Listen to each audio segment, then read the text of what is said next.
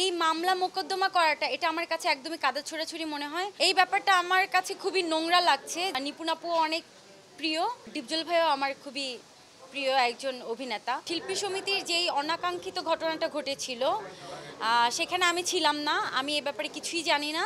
কিন্তু জয় চৌধুরী আমার বন্ধু, আমি ওকে যতটুকু চিনি, আমার কেরিয়ারের প্রথম ছবি থেকে শুরু করে আমার প্রথম ছবি ওর সাথে করা হয়েছে। ও অনেক সভ্য একজন শিল্পী, আর ও মানুষকে অনেক রেসপেক্ট করে, প্লাস হচ্ছে সাংবাদিকদেরকে সে অনেক ভালোবাসে। আমি আমি মানে একদম বিশ্বাসই করি না সে এরকম কোনো অন্যায় করেছে।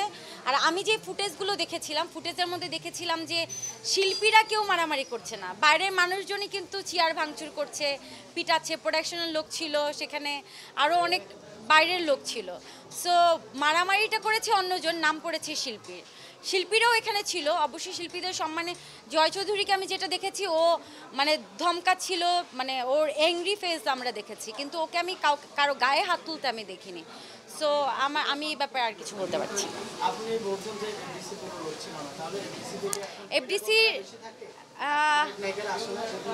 এফডিসিতে বহিরাগত অনেক আসে, আপনারাও দেখেছেন যে এফডিসিতে আসার জন্য অনেক মানুষ পাগল হয়ে যায় এফডিসিতে ঢুকার জন্য।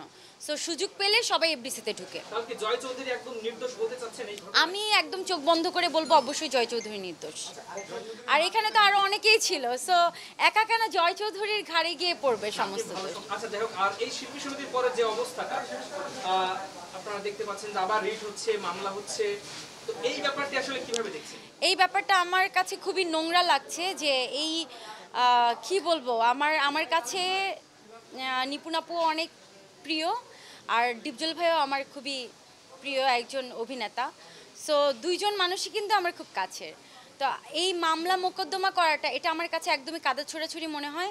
আর যেদিন আমাদের নির্বাচন হয়েছে, প্রপার নির্বাচন হয়েছে, নিপুণ আপু নিজেই কিন্তু জয়ের মালা পরিয়ে দিয়েছে ডিপজল ভাইয়ের গলায়, আর উনি এই রায়টা মেনে নিয়েছিল। এর ভিডিও ফুটেজ আমাদের সবার কাছে আছে, ইভেন আমি নিজেও তখন লাইভ করেছি, আমার ফোনেও এই ভিডিওটা আছে।